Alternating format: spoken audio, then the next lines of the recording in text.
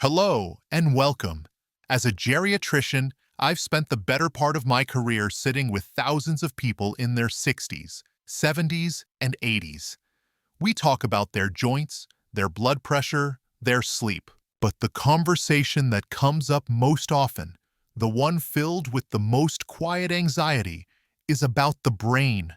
It's about those senior moments that start to feel less like a funny anecdote and more like a warning sign.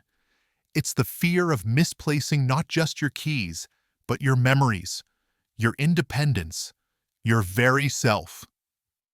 And if you've ever felt that flicker of fear or told yourself, well, this is just part of getting older, I'm here today to respectfully and hopefully challenge that idea. You are likely already doing so much right.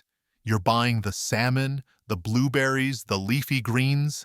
You're choosing the foods you've heard time and again are the best things for your brain. But what if I told you that for many people, the journey of those powerful nutrients stops right there, in the kitchen? What if the way you're preparing those exact right foods is inadvertently preventing your brain from getting the full benefit? The title of this video makes a bold claim. You're eating the right brain food, but the wrong way. Now, I know what you might be thinking. What's the big secret? Is this another one of those miracle cures? The truth is, it's not one single trick. It's a series of small, scientifically backed adjustments to how you prepare and combine your food that can make a monumental difference in how much of the good stuff your brain actually gets. We're not talking about a restrictive, complicated diet. We're talking about making your healthy efforts work smarter, not harder. Over the next few minutes, we're going to walk through the science together, step by step. We'll look at research from trusted institutions like Harvard Health and the National Institutes of Health. We are going to uncover why some of the healthiest vegetables for your brain actually become more powerful when you cook them. We'll expose the great fallacy of that fat-free salad dressing you might have in your fridge right now. We'll talk about the single most common cooking method that can wash away up to half of your food's brain-boosting vitamins before they ever reach your plate. And most importantly, we're going to address the real-world challenges, the fatigue, the pain in our hands, the loneliness of cooking for one, and provide simple, practical strategies to overcome them. My goal today is to empower you with knowledge, to turn your kitchen from a place of chore and uncertainty into an engine for your cognitive health. And a quick but important reminder, the information provided in this video is for educational purposes only and is not a substitute for professional medical advice, diagnosis, or treatment. I am a geriatrician, but I am not your geriatrician. Always seek the advice of your physician or other qualified health provider with any questions you may have regarding a medical condition. Never disregard professional medical advice or delay in seeking it because of something you have seen here. All right, let's begin with the very foundation of a brain-healthy diet: vegetables. You've done your shopping. Your crisper drawer is full of beautiful, vibrant greens, bright red tomatoes, and deep orange carrots. You're ready to make a big, healthy salad because for decades, we've been told that raw is always best. This is the first and perhaps most common way we eat the right food the wrong way. The core issue here is a concept that scientists call bioavailability. It's a simple idea with profound implications. Bioavailability just means the amount of a nutrient that your body can actually absorb and use from the food you eat. Think of it like this. A plant cell is like a tiny, locked treasure chest. Inside that chest are precious nutrients. Sometimes, your digestive system has the key to unlock that chest. But other times, the walls of that chest are too tough, and the treasure stays locked inside, passing right through your system unused. This is where cooking can become your most powerful tool. Let's take one of the most celebrated brain health ingredients, the tomato. Tomatoes are packed with a potent antioxidant called lycopene. Lycopene is a superhero for the brain, helping protect its cells from damage that can lead to cognitive decline. But in a raw tomato, the lycopene is trapped inside those tough plant cell walls. A fascinating study published in the American Journal of Clinical Nutrition found that when people ate a raw tomato sauce, their blood levels of lycopene were significantly lower than when they ate a cooked tomato sauce. The heat from cooking acts like a key, breaking down those cell walls and releasing the lycopene, making it far more bioavailable for your brain to soak up. The same principle applies to other vital nutrients. Take spinach, another brain food all-star. It's loaded with essential minerals like iron for oxygenating the brain and calcium for nerve signaling. But spinach also contains compounds called oxalates, which can bind to these minerals and prevent your body from absorbing them.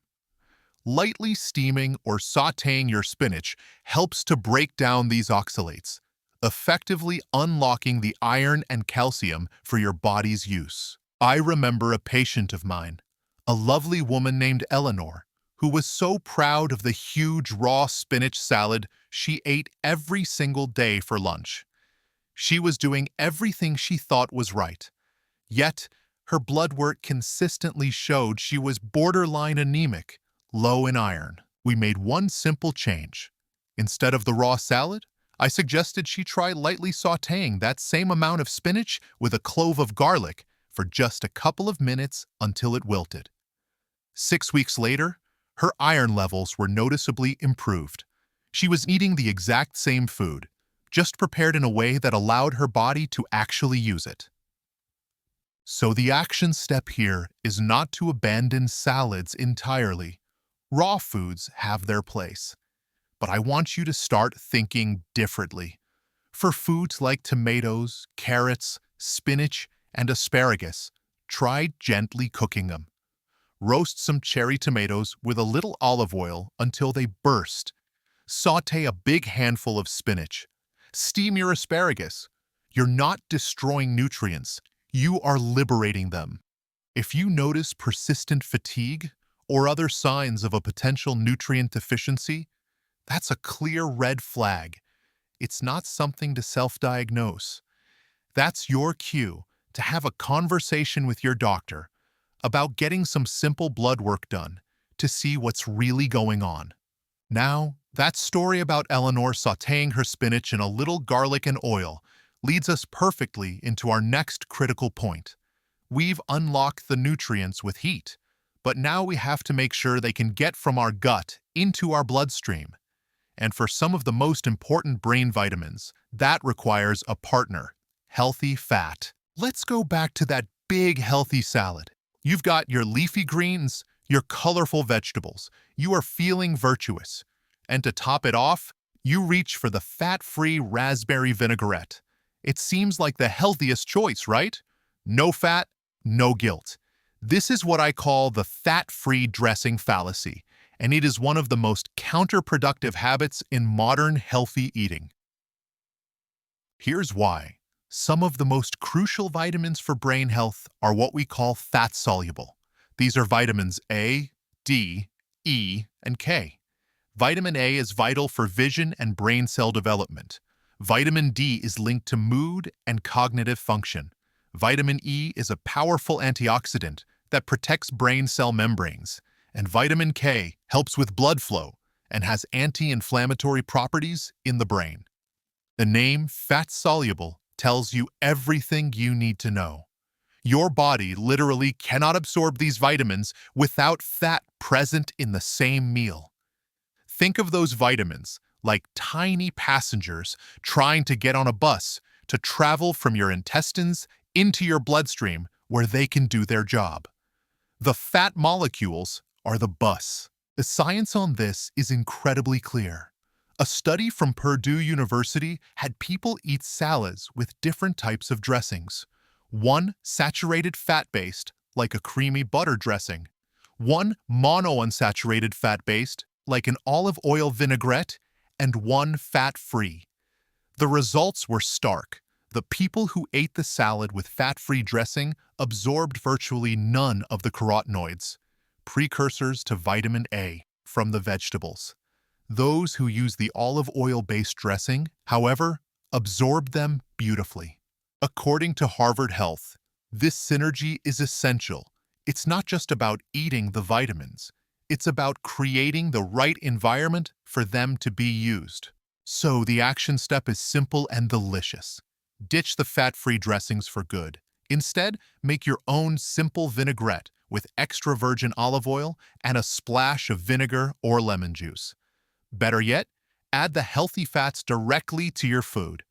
Top your salad with a quarter of an avocado, a sprinkle of walnuts or sunflower seeds, or some crumbled feta cheese. This isn't an excuse to eat unhealthy fats. We're talking about the good fats, monounsaturated fats from olive oil, avocados, and nuts, and polyunsaturated fats. These are the partners your brain's vitamins need. Okay, let's just pause here for a moment. We've already covered two massive concepts that challenge conventional wisdom. First, that cooking can actually make some brain foods more nutritious by increasing bioavailability. And second, that eating healthy fat isn't just okay, it's absolutely essential for absorbing key brain vitamins. This is already a huge shift in thinking for many people, and we're just getting started. If you've had a little aha moment so far, or if this is resonating with you, I would be so grateful if you took a second to tap that like button below. It's a small click for you, but it truly helps this important information reach more people like you who are trying to take control of their health. Thank you for that. Now that we understand that both heat and fat can be our allies, the next logical question is, what's the best way to apply that heat? Because not all cooking methods are created equal. Let's imagine a classic Sunday dinner from our childhood. There's a pot on the stove bubbling away, with broccoli or green beans submerged in water. For many of us, boiling vegetables was the default. It's simple, it's easy, but it's also one of the most destructive things you can do to your food's brain-boosting power. This brings us to the boiling point problem. The issue here lies with another class of vitamins, the water-soluble vitamins. This includes the entire family of B vitamins and vitamin C. These are the superstars of brain energy and neurotransmitter production. B vitamins are critical for memory function, and a deficiency can lead to confusion and cognitive sluggishness. Vitamin C is a master antioxidant that protects the brain from stress. As the name water-soluble implies, these vitamins dissolve in water. When you boil your vegetables, you're essentially making a vitamin T.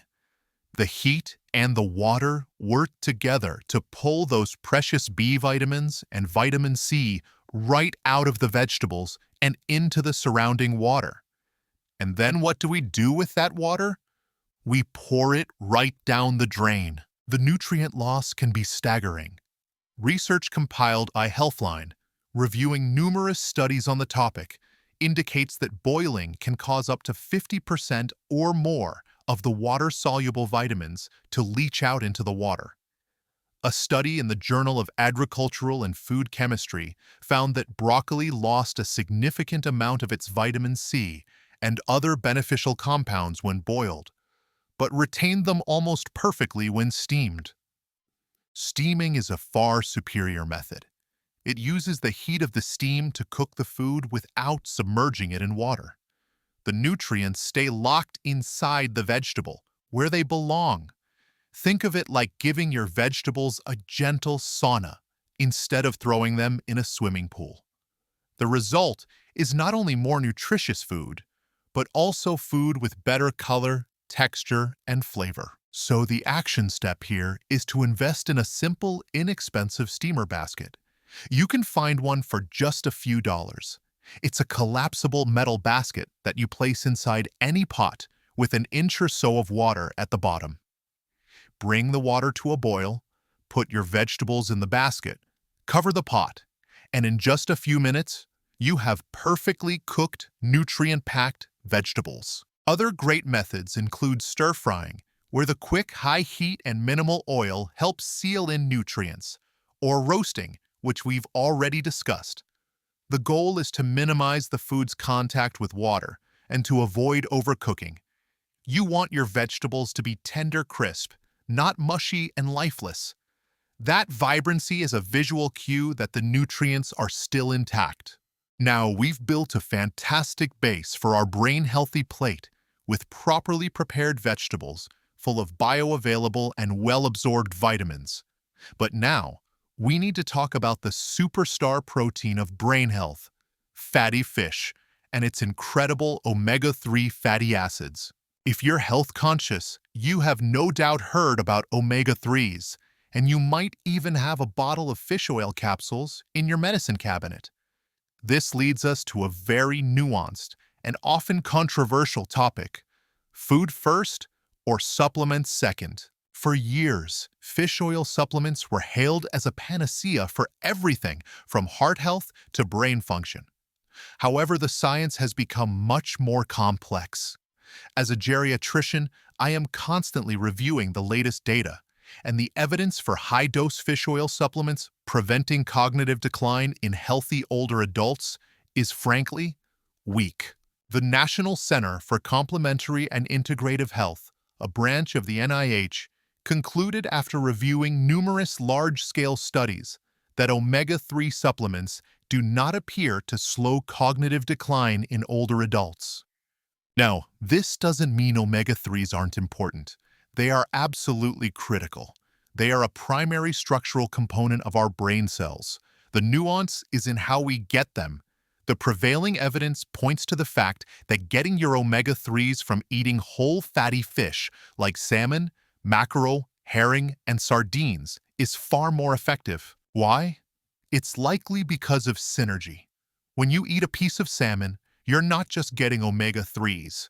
You're getting a whole package of high-quality protein, vitamin D, selenium, and other nutrients that all work together. A supplement is an isolated nutrient. The whole food is a complex biological symphony. The mistake many people make is either relying solely on a pill that may not be effective for them, or they buy the right fish but then cook it in a way that destroys the very thing they're trying to get. Those delicate omega-3 fats are sensitive to very high heat. Frying your salmon at a high temperature, especially deep frying, can damage the omega-3s and create harmful compounds. The action step here is to aim for 2 servings of fatty fish per week, following the guidelines of the American Heart Association, and prepare it gently. Some of the best methods are baking, poaching, or pan-searing on a medium heat. Baking a salmon fillet with some lemon and dill at 400 degrees Fahrenheit for 12 to 15 minutes is a perfect way to cook it through while preserving its delicate fats. Poaching it in a broth with herbs is another wonderfully gentle method. The goal is to cook it until it's just opaque and flakes easily with a fork. If you are a vegetarian or don't eat fish, you can get a form of omega-3s from plant sources like flax seeds, chia seeds, and walnuts. But it's a different type of omega-3 that the body has to convert, so the benefits for brain health are still being studied. For those on blood thinners, it's particularly important to talk to your doctor before increasing your omega-3 intake, whether from food or supplements, as it can affect blood clotting. Now, I've just laid out a lot of information. We've talked about cooking methods, nutrient pairings, and the science of bioavailability. And I can almost hear what some of you are thinking, because I hear it from my patients every day. Doctor, this all sounds wonderful. I want to do this, but I live alone. My hands hurt from arthritis some days. Cooking a whole meal with baked salmon and steamed vegetables feels like a monumental task, and frankly, it can be a bit lonely. This is the point where the best advice in the world meets the reality of our daily lives. And if we don't address these practical hurdles, then all this knowledge is useless. This is perhaps the most important point of all, making brain-healthy eating sustainable for you. I want you to know that it's okay to feel this way. It is completely valid. The fatigue is real. The pain is real. The lack of motivation to cook an elaborate meal for one is something so many people experience. So let's reframe this. This is not about becoming a gourmet chef. It's about finding simple, manageable systems. First, let's talk about batch cooking. You don't have to cook a fresh meal every single night. Take one afternoon a week and make a big pot of lentil soup, a hearty vegetable stew, or a tomato sauce loaded with veggies. You can portion these out into single-serving containers and freeze them. That way, on a day when you're tired or just not feeling up to it, a brain-healthy, home-cooked meal is just a few minutes in the microwave away. Second, give yourself permission to use shortcuts. There is no shame in the frozen food aisle. In fact, frozen fruits and vegetables are often frozen at the peak of freshness, so they can be just as, if not more nutritious than the fresh produce that's been sitting on a truck and then a grocery shelf for a week. Pre-chopped butternut squash, frozen spinach, or a bag of mixed berries for your oatmeal are fantastic, time-saving tools. If arthritis in your hands makes chopping difficult, look into adaptive kitchen tools. There are rocker knives that use the weight of your arm rather than the strength of your wrist, and electric mini choppers that can dice an onion in seconds. A patient of mine, a widower named Frank, found cooking for himself to be the hardest part of his day. We came up with a component cooking system for him. On Sunday, he'd bake a few chicken breasts, roast a sheet pan of vegetables, and cook a batch of quinoa. Then, during the week, he could just assemble his meals, a little chicken here, a scoop of veggies there. It removed the daily pressure and made eating well feel achievable. The key is to find a system that works for your life, your energy levels, and your budget. So, as we bring our conversation to a close, let's take a moment to look back at the powerful shifts in thinking we've uncovered today. This journey wasn't about adding a long list of exotic, expensive superfoods to your diet. It was about taking the healthy foods you are likely already buying and unlocking their true potential. We learned that cooking isn't always the enemy. For foods like tomatoes and spinach, it's a key that unlocks treasure troves of nutrients for your brain. We discovered that healthy fat isn't a villain to be avoided, but a vital partner, a bus that carries essential brain vitamins A, D, E, and K to their destination. We saw how a simple switch from boiling to steaming can rescue precious B vitamins and vitamin C from being washed down the drain. And we affirmed that getting our nutrients from whole foods, like a gently baked piece of salmon, is often a more powerful strategy for our brains than relying on an isolated supplement. Most importantly, we acknowledged that knowing what to do and being able to do it are two different things. We embraced practical, real-world solutions that respect your energy, your time, and the realities of getting older. The core message today is one of empowerment. You have so much more control over your cognitive health than you might believe. It's not about finding one magic bullet. It's about the small, intelligent, and consistent choices you make in your own kitchen. It's the choice to roast your carrots instead of eating them raw. It's the choice to drizzle your salad with olive oil. It's the choice to steam your broccoli. Each of these small actions is a deposit in your brain's long-term health fund. You are not a passive bystander to the aging process. You're an active participant, and your choices matter profoundly. Now, I would love to hear from you. We covered a lot of ground today. Which of these points was the biggest aha moment for you? Was it the cooked versus raw debate? The fat-free dressing fallacy? Or maybe the practical tips for cooking for one? Please share your thoughts and experiences in the comments section below. Reading your stories and insights is not only encouraging for me, but it creates a wonderful community of support for everyone watching. And if you found this deep dive helpful and want more evidence-based guidance on how to age with strength, vitality, and a sharp mind, please be sure to hit that subscribe button and ring that little notification bell so you don't miss our future videos. Thank you so much for spending this time with me today. It's a privilege to share this information with you. Be well, stay empowered, and I'll see you in the next video.